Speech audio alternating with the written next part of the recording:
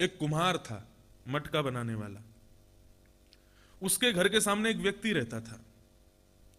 तो वो व्यक्ति कथा में गया, तो कथा में उसने सुना कि अपने जीवन का कोई एक नियम बना लो। तो अब वो सोचने लगा क्या नियम बनाऊं। उसने नियम बनाया, वो रोज सुबह उठ करके और अपनी खिड़की से मटका बनाने वाले कुम्हार को देखता था। ये उसका नियम था। रोज सुबह उठ करके खिड़की खोल करके कुम्हार को देख लेता, बस उसका फिर वही नियम था, उसी से दिन शुरू होता था। वो बोला ये सहज है, इसमें ज्यादा कुछ करना नहीं है, रोज इसको देख लूंगा। बस व्यास जी ने कहा था कोई नियम बनाओ, ये नियम बढ़िया है, इसको देखूंगा। वर्षों हो गए उसका ये नियम चलता ही रहा। रोज सुबह उठ के कुम्हार को देखता था। एक दिन प्रातःकाल उठते ही जैसे उसने खिड़की खोली तो सामने कुम्हार उसको दिखाई नहीं दिया। कुम्हार नहीं दिखाई दिया तो उसने आंख बंद कर ली। बोले जब तक कुम्हार दिखेगा नहीं मैं नियम अपना आगे कैसे चलाऊं। तो आंख बंद करके बाहर गया, कुम्हार के घर में गया। उसकी पत्नी से बोला तुम्हारे पति कहाँ हैं? बोले आज मेरे पति मिट्टी लेने गए हैं वहां बगीचे में, वो उस मैदान में। कहाँ है मैदान? बोले यहां से सीधे जाओगे, आगे से राइट टर्न लोगे, वहीं वहीं खड़े होंगे वो। तो ऐसी आंख पर हाथ रख करके थोड़ा थोड़ा जमीन देखता और चलता चलता बोले कुम्हार को ही देखूंगा सबसे पहले। वहां पहुंचा, उसने देखा तो वो दिख गया। अब वहां कुम्हार खुदाई कर रहा था, खोदते खोदते उसको 4 सोने के कलश मिल गए। अब जैसे उसको सोने के कलश मिले तो वो चारों तरफ देखे कोई देख ना ले मुझको, तो वो उनको व्यवस्थित कर रहा था। इतने में ही वो पहुंच गया। उसने देख लिया देख लिया देख लिया देख लिया, मैंने देख लिया, आप मेरा नियम पूरा हो गया।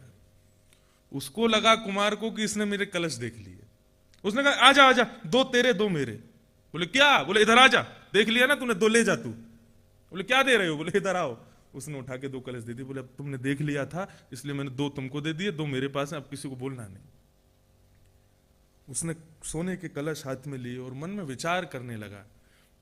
एक तुच्छ 5 भौतिक शरीर वाले इस साधारण से कुमार को रोज देखा मैंने, और आज उसका परिणाम यह हुआ कि ये सोने के कलश मुझको मिले।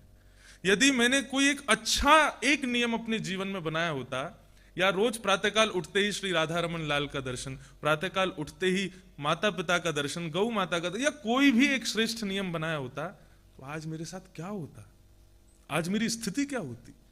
एक साधारण से नियम का फल यह है, तो एक उच्च नियम का फल क्या होता। तो मेरा कहना मानिए, नियम ज्यादा नहीं होनी चाहिए, क्वांटिटी ज्यादा मत रखो, क्वालिटी रखो। एक हो लेकिन क्वालिटी अच्छी हो उसकी। बिना नियम के कोई नहीं होना चाहिए। सुबह उठ करके चाय पीना, सुबह उठ करके ये करना, वो ये सारे नियम श्रेष्ठ नहीं माने जाते। सुबह उठ करके प्रभाते कर दर्शनम, सुबह उठते ही कर दर्शन। अब लोग सोचते हैं कर दर्शन का तात्पर्य क्या है, उसके पीछे रीजन क्या है, क्यों देखते हैं हम लोग हाथ। सुनो, प्रभाते कर दर्शनम, कर आग्रे वस्ते लक्ष्मी। कर के जो ये अग्र भाग हैं इनमें लक्ष्मी का निवास होता है। आप किसी को भी धन देते हो तो उंगलियों से ही लक्ष्मी को गिना जाता है। आजकल सब कुछ ऑनलाइन हो गया है, तो उसमें भी पिन कोड भी तो उंगली से ही जाएगा, तो लक्ष्मी निकलेगी उंगली से ही। चाहे आप नेट बैंकिंग भी करो तो भी उंगली का ही प्रयोग होगा, ये आगे वाली उंगली ही चलेगी। इसका मतलब क्या है कि लक्ष्मी का निवास कर के अग्र भाग में होता है। तो सुबह उठते ही सबसे पहले अग्र भाग को देखो, कराग्रे वस्ते लक्ष्मी, और लक्ष्मी को देख के क्या कहो, हे लक्ष्मी आप हमारी मां हो। आज पूरे दिन में ना जाने में कितना खर्च आपको करूंगा, लेकिन किसी असद व्यक्ति को ना करूं। आप किसी सद व्यक्ति के पास ही जाना, ये आसन है लक्ष्मी का, तो इस आसन पर लक्ष्मी का आवाहन करके उनको प्रणाम करो। तो कराग्रे वस्ते लक्ष्मी, कर मध्य सरस्वती। कर के मध्य में सरस्वती का वास होता है। तो कर के मध्य में सरस्वती को देखो। सरस्वती किसकी देवी हैं? वाणी की देवी हैं। हे देवी, आप मेरी वाणी पर विराजमान हो जाइए। मैं आपसे प्रार्थना करता हूं कि आज आपके आसन को मैं दूषित ना करूं किसी से गलत बोल करके। सरस्वती का आसन होता है, और शास्त्र में तो मैंने नहीं पढ़ा, शास्त्र में इतना जरूर लिखा है कि मानव की जिह्वा सरस्वती का आसन है, लेकिन लोग कहते हैं कि दिन में एक बार सरस्वती जीभ पर बैठती है। कहते हैं ना लोग, कोई कहता है मैं कहीं मेरा कहीं एक्सीडेंट ना हो जाए, बोले ऐसा मत बोलो, जीभ पर लक्ष्मी बैठी होती है, सच ना हो जाए। तो जिह्वा की देवी हैं सरस्वती, तो कर के मध्य भाग में सरस्वती का दर्शन करो। हमारा भाग्य पूरा हाथों में लिखा होता है। ज्योतिषाचार्य हाथ देख करके बता देते हैं कब ब्याह होगा, कितने बच्चे होंगे, किससे ब्याह होगा, कैसे रहोगे, क्या रहोगे। और आजकल तो धोती वाले पंडित जी देखे नहीं कि सबको लगता है कि ये ज्योतिष जरूर जानते होंगे। मोस्टली हम लोग भी जब जाते हैं तो फ्लाइट्स में या ट्रेन में कहीं भी जाते होंगे तो लोग जरूर पूछते हैं, अगल बगल वाले बैठे हुए लोग देखेंगे पहले तो थोड़ी देर तक, उसके बाद देखेंगे बोले कि इनको ज्योतिष आती है कि नहीं, तो बोलेंगे आप पंडित जी हैं, हम कहेंगे हाँ पंडित जी हैं। हाथ देखना तो आता होगा आपको। हमारे साथ एक पंडित जी रहते हैं, वो बड़ा बढ़िया हाथ देखते हैं, यहां पर भी आए हैं। मैं उंगली करके नहीं बताऊंगा कौन से हैं, नहीं तो सब उन्हीं के पास जाओगे फिर। तो वो एक बार मेरे साथ कहीं रायपुर से या कहीं से मैं आ रहा था, तो ये बैठे थे साथ में, तो इनके बगल में सीट पे जो पैसेंजर था उससे इनकी बातचीत शुरू हुई, और मैं अपना कुछ लगा था या सो गया था, पता नहीं, मुझे याद नहीं। थोड़ी देर में मैं आंख खोल के देखता हूं तो ये उसका हाथ देख रहे थे, हाँ, और लाइट वाइट जला के बिल्कुल बढ़िया ऐसे करके, और थोड़ी देर में देखा उसने पॉकेट से 500 रुपए निकाल के इनको देती। मैंने बात, तुम्हारी तो कमाई यहाँ पे भी हो गई, आकाश में भी तुम्हारी कमाई हो रही है। तब उन्होंने मुझे 2-3 ट्रिक्स बताए। बोले महाराज 2-3 चीज हैं वो तो याद ही कर लो, वो सबके साथ होती है, हाथ देख के वो तो बता ही देनी चाहिए। क्या? सबसे बड़ी बात है परफेक्शन। हाथ देखो तो बिल्कुल ऐसे टाइट करके, बिल्कुल साफ साफ करके देखो, हाँ भाई लगना चाहिए कि इसको आता है। तुम्हारा पेट सही नहीं रहता ना, वो कहेगा हाँ बिल्कुल सही नहीं रहता। किसका सही रहता है? अमूमन साल में 2-3 महीना सबका ही खराब रहता है। बचपन में बहुत जोर से गिरे थे तुम, कौन नहीं गिरा? हाँ गिरा था, मेरे सिर में लगी है। और अंतिम ब्रह्मास्त्र, तुम सबके साथ अच्छा करते हो लेकिन सब तुम्हारे साथ बुरा करते हैं, बस वो तो फिर पैर ही पकड़ लेगा, जय हो महाराज आपने क्या बताया, अद्भुत। तो देखिए, एक मेरी बात सुनिएगा, ज्योतिष भगवान के नेत्र हैं। ज्योतिष का प्रयोग खाली पीली बैठे कुछ नहीं अपना भविष्य जानने के लिए नहीं करना चाहिए। मूवी देखते हैं आप लोग? देखते हैं? कोई नई मूवी आती है तो किसी ने देख ली हो और वो आके बता दे कि मैंने वो पिक्चर देख ली, तो हम क्या कहते हैं? बताना नहीं क्या था पिक्चर में, हम खुद देखेंगे, होता है ना। और विशेष रूप से ये कहते हैं कि लास्ट तो, एंड तो उसका बिल्कुल नहीं बताना क्या हुआ, बाहुबली ने कटप्पा को क्यों मारा, नहीं कटप्पा ने बाहुबली को क्यों मारा। तो एक सस्पेंस बना रहता है कि क्या होगा पिक्चर में, हम उसी एक क्या बोलेंगे एक्साइटमेंट में मूवी को 3 घंटा देखते हैं। कई बार कथाओं में भी वो एक्साइटमेंट रहता है कि अब क्या होगा, अब क्या होगा, अब क्या होगा। ऐसे ही लाइफ भी एक मूवी की जैसी है, वो एक्साइटमेंट है कि अगला स्टेप क्या होगा। आज सुबह सुबह मैं घूमने जा रहा था वहां सामने वाली पहाड़ी पे, यश भी था साथ में। अब बीच बीच में कहीं कहीं हाथी के निशान दिख गए हमको, और डर तो लगा था, पहले से बता रखा था यहाँ हाथी है। तो हाथी ने अपने चिन्ह छोड़े हुए थे कुछ, और दिख रहे थे, डंडे वंडे भी उठा रहे थे, लेकिन फिर भी एक एक्साइटमेंट लगा हुआ था, कहीं दिख तो नहीं जाएगा, कहीं दिख तो नहीं जाएगा। पीछे वाले पंडित जी झाड़ भी पकड़ ले तो पीछे देखे, पीछे से तो नहीं आ जाएगा। तो एक एक्साइटमेंट लाइफ की बनी रहे, उसके लिए ज्योतिष का प्रयोग नहीं है कि आप उसको पूछो कि अब क्या होगा। ज्योतिष का प्रयोग किसके लिए? मुहूर्तों के लिए, विवाह आदि संबंधों के लिए, किसी का जन्म हुआ उसके नामकरण आदि, और उस सब के लिए ये ज्योतिष का प्रयोग किया जाता है। या किसी के जीवन में बहुत ज्यादा समस्याएं हों, ऐसे व्यक्ति को ज्योतिष का सहारा थोड़ा बहुत लेना चाहिए। लेकिन बस कुछ नहीं, खाली बैठे हैं तो बस पूछ ही लें कि अब क्या होगा, वो नहीं होना चाहिए। वो भगवान के नेत्र हैं, उनका उतना ही सम्मान करो।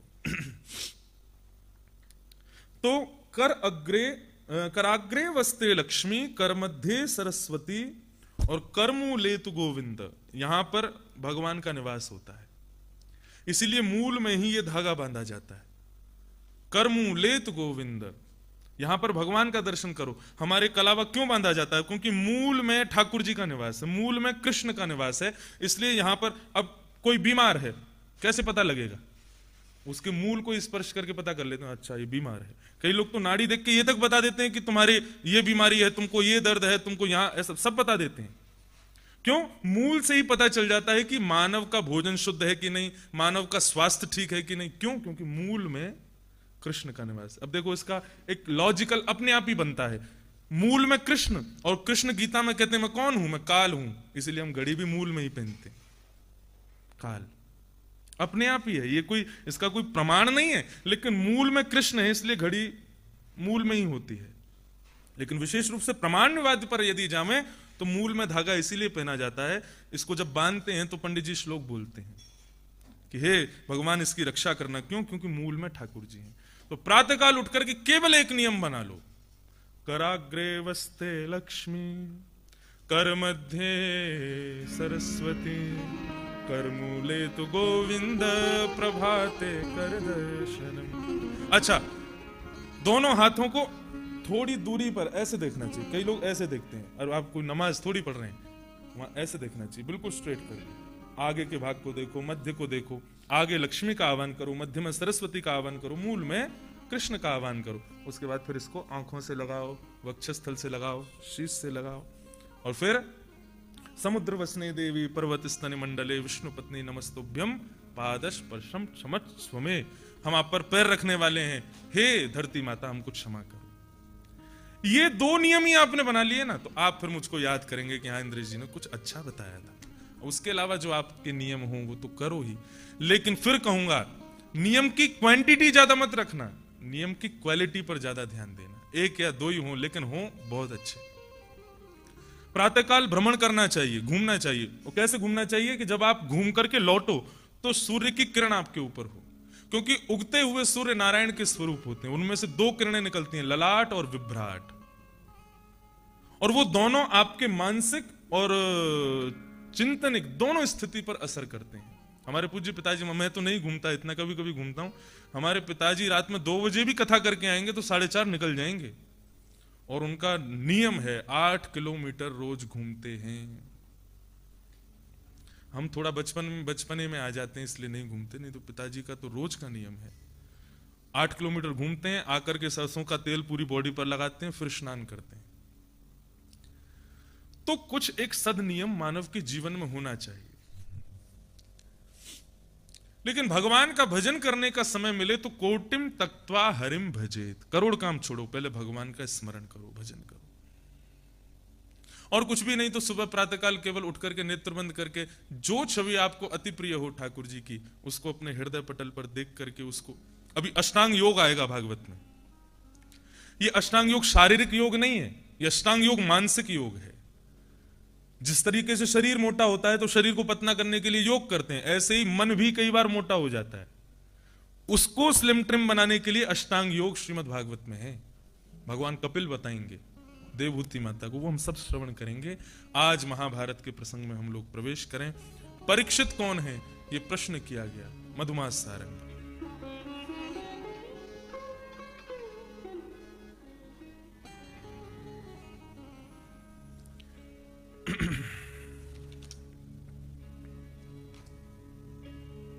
यदा मृधे कौरव संजयानां वीरस्वथो वीरगतिं गतेषु किब्रकोदरा विग्धगदा विमर्श भ्रग्नोरुदण्डे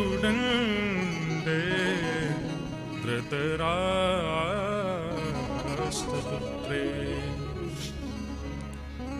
कल हम लोगों ने श्रवण किया कि श्री वेदव्यास जी ने भागवत की रचना की, और भागवत की रचना करके वे मन में विचार करने लगे कि घर घर में जन जन में कैसे पहुंचाऊं इस भागवत को। तब उन्होंने विचार किया कि यदि मेरा पुत्र सुखदेव वो यदि आ जाए तो उसके द्वारा मैं घर घर में जन जन में पहुंचा पाऊंगा।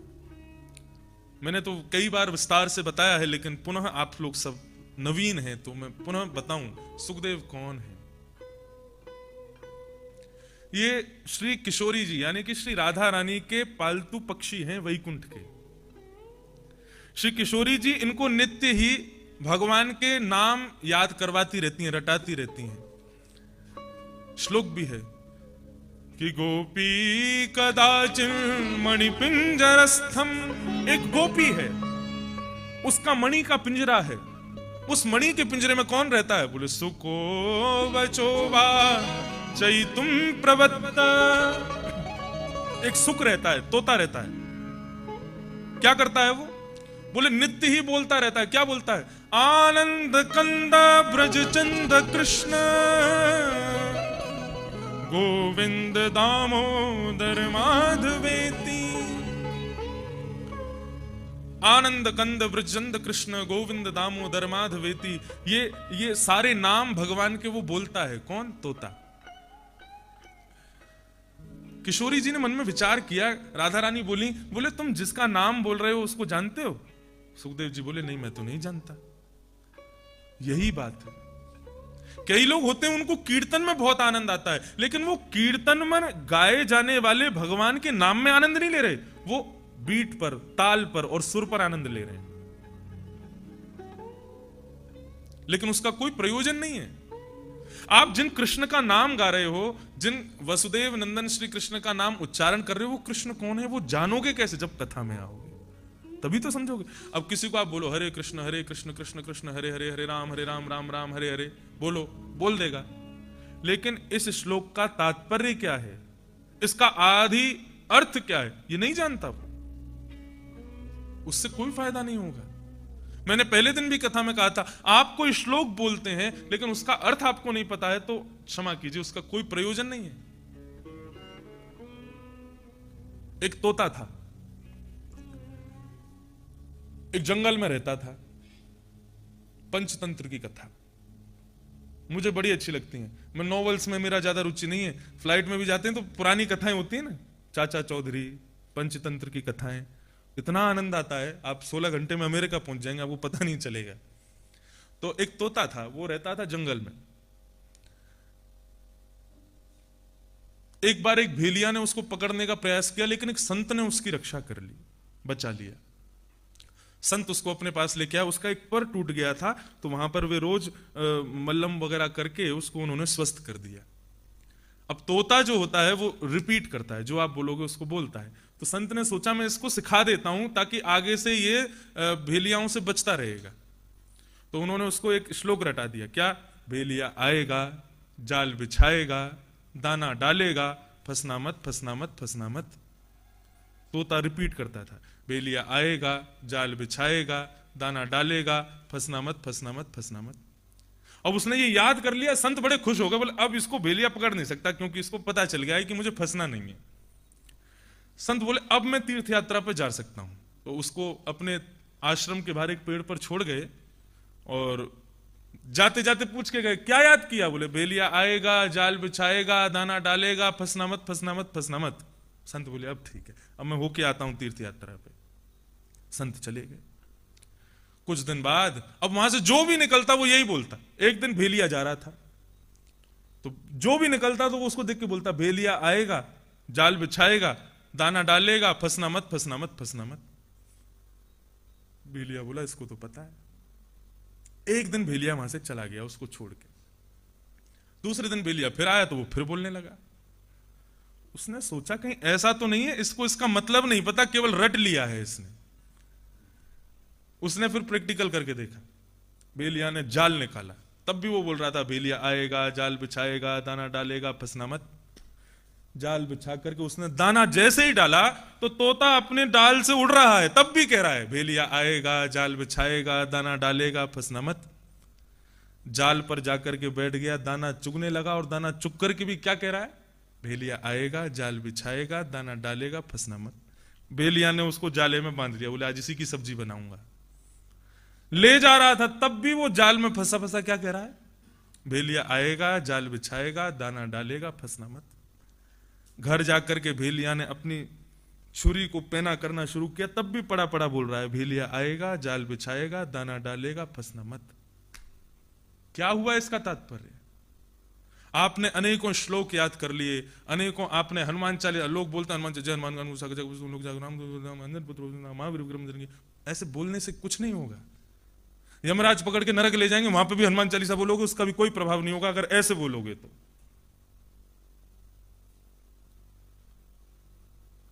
जो बोल रहे हैं जब तक उसका अर्थ आपको समझ नहीं आएगा तब तक वो अनर्थ ही होता रहेगा, वो एक शब्द बन करके रह जाएगा, उसका कोई तात्पर्य नहीं रहेगा। उसका अर्थ समझाने के लिए ही तो कथा हम करते हैं, ताकि एक एक वस्तु का अर्थ समझ में आवे।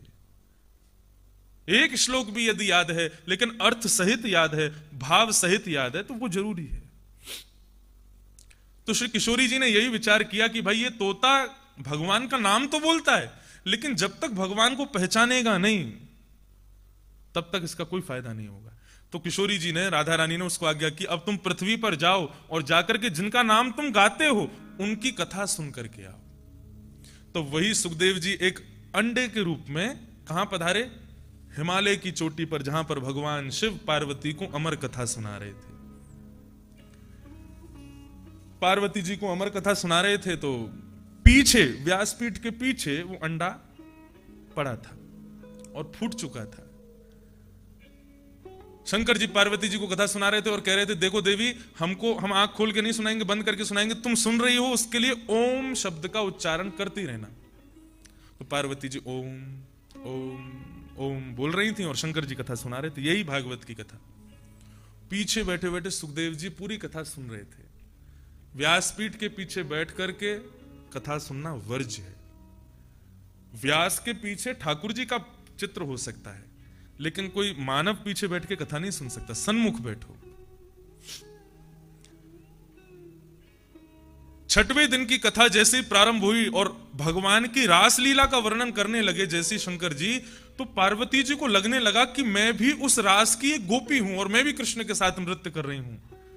ऐसी भावावेश में मग्न हो गई कि भूल गई कि मुझे ओम शब्द का उच्चारण करना है। जैसे ही ओम शब्द शांत हुआ, पीछे बैठे सुखदेव जी व्याकुल हो गए, कहीं ये कथा बंद ना हो जाए, कहीं कथा रुक ना जाए। तो पार्वती जी की वाणी में उस सुखदेव ने ओम कहना शुरू कर दिया, ओम ओम ओम। और 7 दिन की कथा विराम हुई, जय जयकार हुई, बोल बाल कृष्ण लाल। देखो सुखदेव जी लुढ़क गए।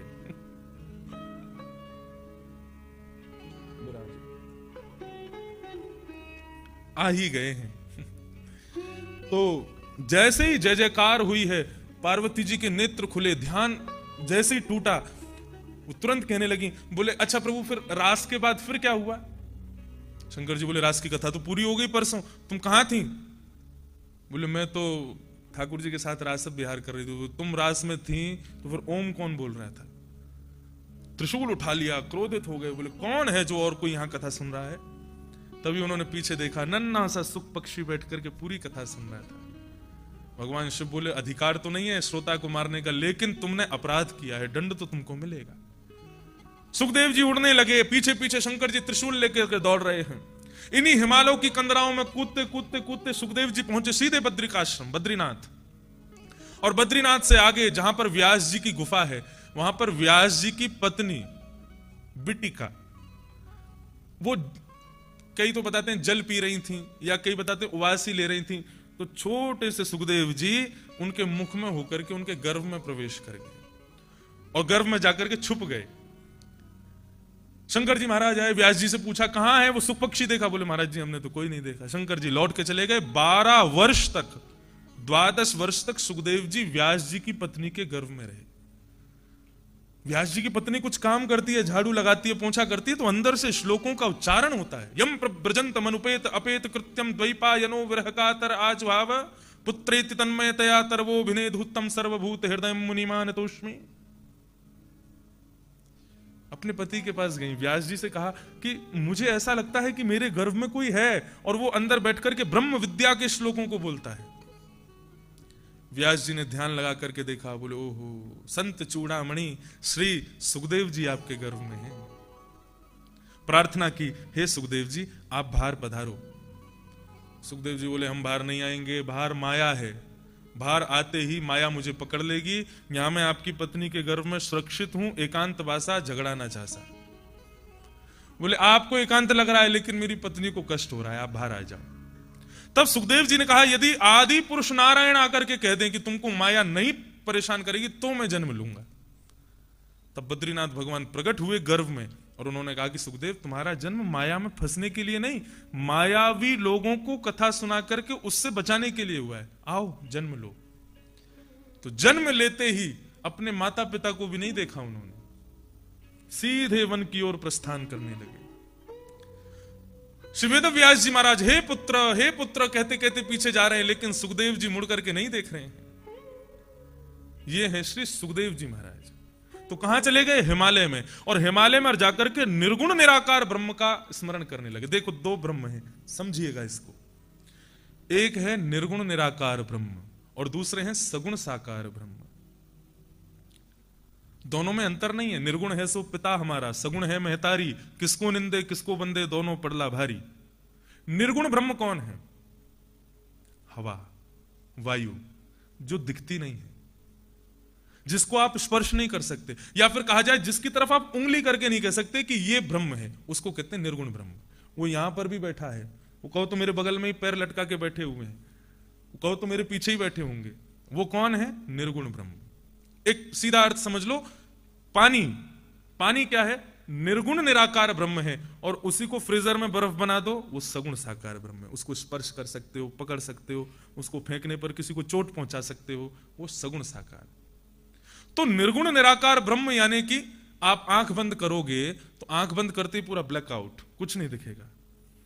उसके बीच में एक बिंदु दिखाई देगी आपको, अगर आपके मन में कुछ और चिंतन नहीं चल रहा होगा तो। वो बिंदु को केंद्र में करते निर्गुण निराकार ब्रह्म के उपासक। समझ में आ रहा है? सो मत जाना कहीं सुन के, प्रेम से सुनो, थोड़ा सा गंभीर विषय है। हिमालय पर जाते हैं, पेड़ पर उल्टे लटक जाते हैं नेत्र बंद करके, और फिर आंखों के आगे जो ब्लैकआउट में जो एक बिंदु दिखाई देती है वो उसको पकड़ते हैं। कभी वो इधर जाती है, कभी वो इधर जाती है, कभी ऊपर जाती है, कभी नीचे जाती है। उसी के लिए मेडिटेशन, योगा आदि लोग करते हैं ताकि उसको पकड़ सके। और पकड़ते पकड़ते उसी में भीतर प्रवेश करते रहते हैं, करते रहते हैं, करते रहते हैं, करते रहते हैं। अंत तो गत्वा मिलता कुछ नहीं है, बस ये है कि उसके स्मरण में वे वर्षों की तपस्या पूरी कर लेते हैं। उनको ये भी ध्यान नहीं रहता हम कहां हैं, सर्दी है, गर्मी है, देहाभिमान से शून्य हो जाते हैं। मुक्ति कैसे मिलती है? मुक्ति इसलिए मिल जाती है क्योंकि वर्षों तक एक स्थान पर बैठ करके उन्होंने केवल तप किया, और उसके कारण वो दुनिया भर के प्रपंचों से बच गए, इसलिए उनको मुक्ति मिल जाती है। यह है निर्गुण निराकार ब्रह्म की उपासना। और सगुण साकार ब्रह्म कौन है? कि बरहा पीड़म नटवर वपु कर्णयो कर्णकारम बिभ्रदवासः कनक कपिसं वैजयन्तीं चमालां रन्ध्रान् वेणोमधर सुधया पूरयन् गोपवृन्दै वृन्दारण्यं स्वपदरमणं प्राविशद गीत कीर्ति। ये सगुण साकार ब्रह्म है। ये सगुण साकार ब्रह्म कैसा है? बोले बरहा पीड़म नटवर। अब इसका स्वरूप का अपने मन में दर्शन करना, एक चित्र बनाना। कैसे है ठाकुर जी? बरहा पीड़म नटवर बपु, यानी कि मोर पंख का टेढ़ा ऐसा टिपारा उन्होंने धारण किया है। ताश खेलते हैं, ताश में वो होता है, क्या बोलते हैं उसको? हुकुम। हुकुम का पत्ता होता है, हुकुम के पत्ते में चिन्ह बना होता है। ऐसा ही ठाकुर जी का टिपारा होता है, इस तरीके से। उसमें भी चारों तरफ मोर पंख लगे हुए हैं। तो बरहा पीड़म। और फिर कैसे हैं? बोले नटवर वपु। नटवर वपु का मतलब क्या है? नट किसको कहते हैं? नट कहते हैं आकर्षण करने वाले को। हीरो हीरोइन जो होते हैं ना, इनको नट बोला जाता है। क्यों? ये कैसे भी चले, इनको देख के आदमी इनको देखता जरूर है। उनके रूप को देख करके, उनके बॉडी वॉडी देख करके लोग उन पर आकर्षित होते हैं, इसलिए उनको नट कहा जाता है। लेकिन ठाकुर जी कौन है? बोले नटों में भी श्रेष्ठ, नटवर वपु, नटों में भी श्रेष्ठ है, आकर्षण करने वालों में भी अति श्रेष्ठ है। और कर्णयोः कर्णकारम, कान, कर्णयोः बहुवचन और कर्णकारम एक वचन। दो कान है लेकिन कुंडल एक ही पहना है उन्होंने। ठाकुर जी की छवि देखो आप। हमारे पूज्य नाना जी बहुत सुंदर वर्णन करते थे इसका। कन्नेर का फूल होता है, ये कन्नेर का ही है? नहीं, तो गेंदा का फूल है। तो कन्नेर का फूल अब कैसे बताऊं? अब ठीक है, कोई भी फूल हो। अब मान लो जैसे ये फूल है, तो ठाकुर जी कैसे पहनते हैं कानों में कुंडल? बोले इसको पहन लेंगे यहाँ पर, ये यहाँ पहन लिया, दो कान है लेकिन कुंडल एक है। फिर थोड़ी देर बाद इसको यहां से निकाल लेंगे और फिर पहन लेंगे यहाँ पर। तो कर्णयोः कर्णकारम, कभी एक फूल को इस कान में पहनते हैं, फिर उसी को निकाल के दूसरे कान में पहनते हैं। और ऐसे नहीं पहनते, वो तो उछाल के पहनते हैं, उछाल के ऐसे लेंगे ऐसे, फिर इसमें पहन लेंगे। ऐसे नाना जी वर्णन करते थे। बोले कर्णयोः कर्णकारम। और कैसे हैं? बोले बिभ्रदवासः कनक कपिसम। जब नंद भवन से नंद नंदन पीतांबरी पहन करके, हमने जो पहनी है ये बगलबंदी, इसको बोलते हैं श्वेतांबरी, ये सफेद है, यही पीली हो जाए तो ये क्या हो जाएगी? पीतांबरी। तो कैसी पीतांबरी पहनी है?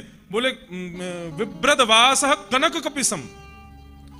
सूर्य भी अपने आप को बादलों की ओट में छुपा लेता है जब ठाकुर जी निकल के आते हैं। बोले जब ये एक सूर्य आ गया तो मेरा कोई काम नहीं है। विभ्रदवासः कनक कपिसम वैजयंतीम च मालाम, गले में वैजंती माला पहनी है। और बोले रंध्रान वेणुमधर सुधया, अपनी कोमल उंगलियों से उसके छिद्रों को आच्छादित करते हुए अपने प्राणों को पिरो करके वेणु का वादन जो कर रहे हैं, कोमल कोमल अपने चरणों से जो चल रहे हैं, वृंदावन की भूमि को पवित्र कर रहे हैं। वृंदारण्यम स्वपद रमणम प्राविशद गीत कीर्ति। ये कौन है? सगुण साकार ब्रह्म। इन पर आप, ये हैं सगुण साकार। और सुखदेव जी किसके ध्यान में गए हैं? निर्गुण निराकार। समझ आ गई बात? सुखदेव जी निर्गुण निराकार ब्रह्म का स्मरण कर रहे थे, लेकिन श्रीमद् भागवत जो है ये निर्गुण निराकार ब्रह्म की उपासकों को समझ में नहीं आएगी, ये सगुण साकार ब्रह्मों के लिए है।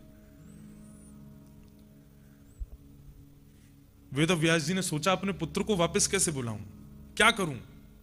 तब उन्होंने एक फॉर्मूला अपनाया जो आजकल माता पिता अपनाते हैं। मां ने कोई लड्डू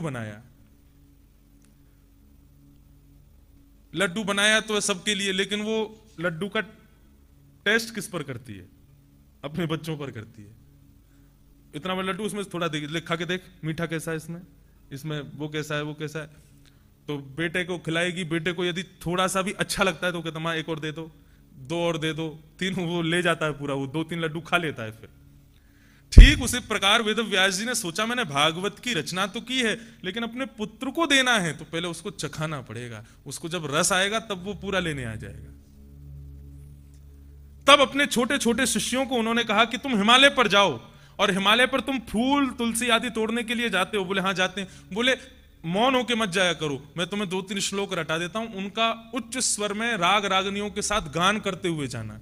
और सुनो, आधा ही गाना। जब कोई नन्हा सा बालक आकर के कहे ना कभी कि पूरा सुनाओ, तभी पूरा गाना, ठीक है? अब छोटे छोटे छोटे छोटे बालक ऊपर पहाड़ी पर जाते हैं और यही श्लोक जो अभी मैंने गाया, बरहा पीड़म नटवर बपहु कर्णयो कर्णकारम, श्रीमद् भागवत के वेणु गीत का श्लोक है। अब जैसे ही इस श्लोक का गान किया तो निर्गुण निराकार ब्रह्म की उपासना में बैठे हुए सुखदेव जी के कर्ण रंध्र से जैसे ही ये श्लोक पहुंचा तो हृदय में निर्गुण निराकार ब्रह्म तो गायब हो गए। नन्हे से नंद नंदन श्री राधा रमन लाल, छोटे छोटे चरण हैं, छोटे छोटे हाथ हैं, छोटे छोटे मुखमंडल पर 2-2 दतुइयां दिख रही हैं, कमल नयन है, मोर मुकुट धारण किया है, पीली पीतांबरी पहनी है। ऐसा सुंदर स्वरूप उनको दिखाई दिया कि उनकी ध्यान भंगिमा टूट गई और वे कहने लगे स्वर कहां से सुनाई दे रहा है, कौन बोल रहा है? तब उन बालकों के पास गए, बोले कि ये श्लोक जिसका तुम गा रहे हो वो कौन है? बोले हमें नहीं पता, हमारे गुरुजी ने हमको सिखाया। बोले और कोई श्लोक आता है? बोले हाँ एक और आता है। बोले सुनाना जरा। तब उन्होंने दूसरा श्लोक सुनाया कि अहो वकीयम स्तनकालकूटम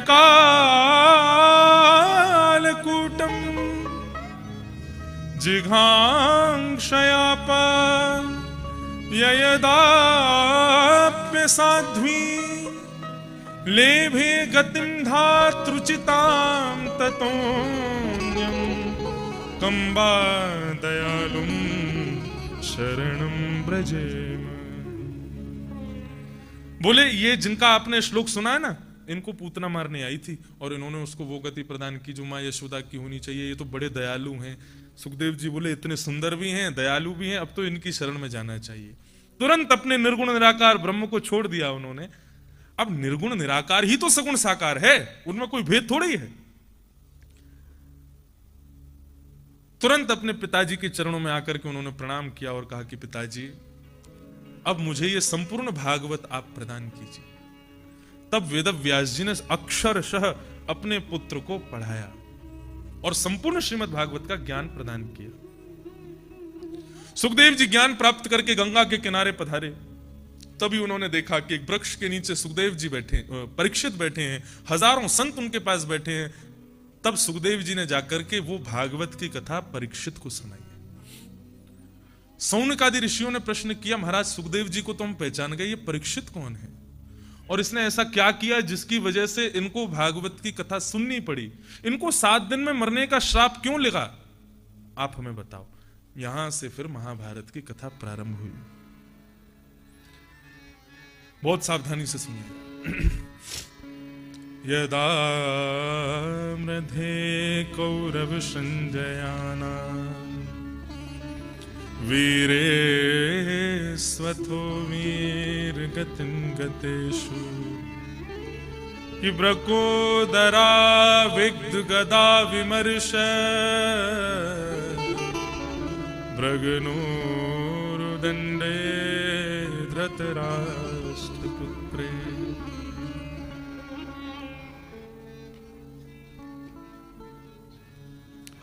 महाभारत का युद्ध चल रहा है। परीक्षित कौन है उस कथा को सुना रहे। अंतिम क्षण चल रहा है महाभारत युद्ध का। 2 लोगों के बीच में लड़ाई चल रही है, भीम और दुर्योधन। भीम अपनी गदा का प्रहार करता है, लेकिन दुर्योधन के शरीर का स्पर्श करके उसकी गदा मानो खन्न आवाज करती है, लेकिन दुर्योधन गिरता नहीं है नीचे। तब भीम अपनी नजर घुमा करके अर्जुन के रथ के सारथी की ओर देखता है, कृष्ण की ओर, और मानो इशारे में पूछता है कैसे मरेगा ये, मुझे बताओ। तो भगवान ने बस जंघा की ओर इशारा किया, बोले जंघा तोड़ो इसकी, इसका शरीर तो लोहे का है, ये मरेगा ही नहीं। क्यों? गांधारी ने जिस दिन ब्याह किया था धृतराष्ट्र से, उस दिन सोच लिया मेरे पति नहीं देखते, इनकी आंख नहीं है तो मैं भी नहीं देखूंगी, पट्टी बांध ली आंखों पर। उसकी नेत्रों की ज्योति इतनी इकट्ठी हो चुकी थी, यदि वो कभी किसी को देख लेगी तो जो चाहेगी, या तो चाहे कि जल करके भस्म होता है भस्म हो जाएगा, चाहे कि मालामाल हो जाए तो मालामाल हो जाएगा, और वो चाहे कि लोह पुरुष बन जाए तो वो लोहे का बन जाएगा। उसकी नेत्रों की ज्योति इतनी तीव्र थी। अपने पुत्रों को महाभारत युद्ध से जिताने के लिए उसने दुर्योधन को कहा कि तुम आज रात्रि को निर्वस्त्र होकर के मेरे कक्ष में आ जाना। दुर्योधन ने विचार किया, ठीक है। अर्धरात्रि का समय हुआ, दुर्योधन निर्वस्त्र होकर के अपनी मां के कक्ष में जा रहा था। अब हमारे कन्हैया को कहीं से पता चल गई, सोई वो तो बेचारा निर्वस्त्र जा रहा था, तो कॉरिडोर में ऐसे कहीं जा रहा था, तो इतने में कक्ष में से भगवान निकल के आए। नंगा होके कहां जा रहा है? अब वो बेचारा खुद को छुपाने लगा, बोले कि मैं आपको क्यों बताऊं? बोले बता कहां जा रहा है? बोले मां ने बुलाया है। तो बोले निर्वस्त्र होके जाएगा? अरे बालक थोड़ी है तू कोई, कम से कम अपने कटी भाग को तो ढक ले। बोले मां ने कहा था निर्वस्त्र। बोले निर्वस्त्र का मतलब कोई धोती या गमछा मत पहनो, कम से कम अपना कटी भाग तो ढक लो। ले एक केले का पत्ता ले ले, इसको लपेट के जा। बोले पक्का? बोले हाँ पक्का, सही कह रहा हूं, नहीं तो मां भी हंसेगी तुझ पर। तो उसने कटी भाग अपना ढक लिया और जैसे ही गांधारी के पास गया, गांधारी ने कहा आ गए बेटा? बोले हाँ। जैसे कहा था वैसे आए? बोले बिल्कुल वैसे आया। तुरंत गांधारी ने अपने आंखों की पट्टी खोली और जैसे ही नेत्र खोल करके देखा, उसका संपूर्ण अंग लोहे का हो गया, लेकिन जितना अंग उसने छिपा के रखा था वो साधारण रह गया। बोले मूर्ख, तुझसे कहा था निर्वस्त्र होके आना, ये क्या किया? बोले मैंने सोचा आपके सामने निर्वस्त्र कैसे आऊं, तो मैंने ढक लिया। बोले अब तेरी मृत्यु का कारण यही अंग बनेगा। और आज जब महाभारत का युद्ध चल रहा था, भीम नहीं मार पा रहा था, तब भगवान ने इशारा किया, बोले जंघा पर मार, तभी जंघा टूटेगी, नीचे गिरेगा, तब मरेगा ये। भीम ने दाव पेच खेला, अपनी प्रचंड गदा को घुमा करके उसकी जंघा पर मारा, जंघा टूट गई और भीम अपंग होकर के नीचे गिरे, दुर्योधन अपंग होकर गिर गया और महाभारत का युद्ध जीत गए समस्त पांडव। एक कथा आती है, बड़ी रोचक कथा है इसी प्रसंग की, कि जब महाभारत का युद्ध का अंतिम क्षण चल रहा था तो युद्ध मैदान में केवल भीम और दुर्योधन थे, बाकी सब खड़े होकर के देख रहे थे। तब देवताओं ने मन में याचना की, बोले आनंद नहीं आ रहा है। क्यों? बोले कृष्ण बैठे हैं। ऐसा कुछ होना चाहिए कि महाभारत युद्ध के अंतिम पड़ाव में कृष्ण रणभूमि में आवे। बोले ये तो एक ही आदमी कर सकता है। कौन? बोले नारद जी। नारद जी को बुलाया, बोले कैसे भी कन्हैया को लाओ बीच में। बोले एक ही तरीके से हो सकता है। बोले क्या? बोले महाभारत युद्ध में एक व्यक्ति नहीं है, उसको यदि पहुंचा दिया जाए तो कृष्ण को आना पड़ेगा। बोले कौन? बोले दाऊ दादा बलराम। बोले बलराम जी क्यों नहीं थे युद्ध में? बोले क्योंकि बलराम जी से दोनों ने मदद मांगी, दुर्योधन ने भी और युधिष्ठिर ने भी। तो बलराम जी बोले देखो दुर्योधन मेरा शिष्य है, इसको गदा चलाना मैंने सिखाया, और युधिष्ठिर के पक्ष में मेरा भाई है कृष्ण, मैं किस तरफ जाऊं? तब उन्होंने कहा कि भाई मैं रहूंगा ही नहीं, मैं तीर्थ यात्रा पर जा रहा हूं। तो तीर्थ यात्रा पर थे कौन? बलराम जी। नारद जी महाराज पहुंचे तो तीर्थ यात्रा में बलराम जी बैठे थे, बिल्कुल अपना भजन कर रहे थे। इतने में नारद जी आए तो नारद जी को देख के बलराम जी ने सबसे पहला प्रश्न किया, महाभारत युद्ध का क्या हुआ, कौन जीता? बोले जीत क्या, वहां तो अन्याय हो रहा है। कैसा अन्याय? बोले आपके भ्राता कृष्ण जो धर्म धुरंधर बनते हैं वे ही अन्याय करवा रहे हैं। बोले कैसा अन्याय हो रहा है, मुझे बताओ तो सही। बोले धर्म युद्ध में नाभि से नीचे प्रहार करना मना है। बोले हाँ बिल्कुल मना है, लेकिन आज आपके मित्र, आज आपके शिष्य दुर्योधन को आपके भ्राता कृष्ण ने नाभि से नीचे प्रहार करके मरवा दिया। आपके रहते हुए अधर्म हो रहा है वहां पे। बलराम जी मन में विचार करने लगे, मेरे रहते हुए अधर्म मैं सहन नहीं करूंगा।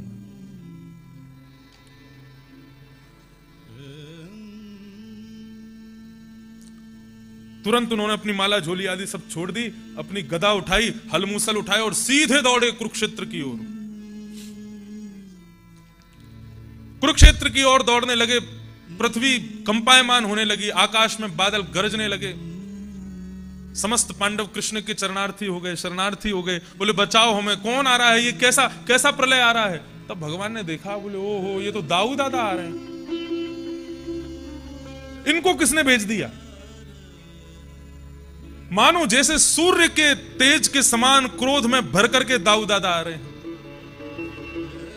और नजरों में केवल एक ही है, भीम, इसको नहीं छोड़ूंगा मैं। आज धर्म विरुद्ध कार्य किया है।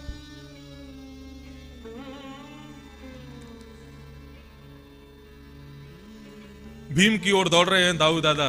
तभी ठाकुर जी ने मन में विचार किया, मुझे जाना पड़ेगा, मुझे रोकना पड़ेगा, कुछ तो करना पड़ेगा। यहां से दाऊ दादा दौड़े और यहां से अर्जुन के रथ से कूदे हैं श्री कृष्ण, और यहां से कृष्ण ने दौड़ना शुरू किया।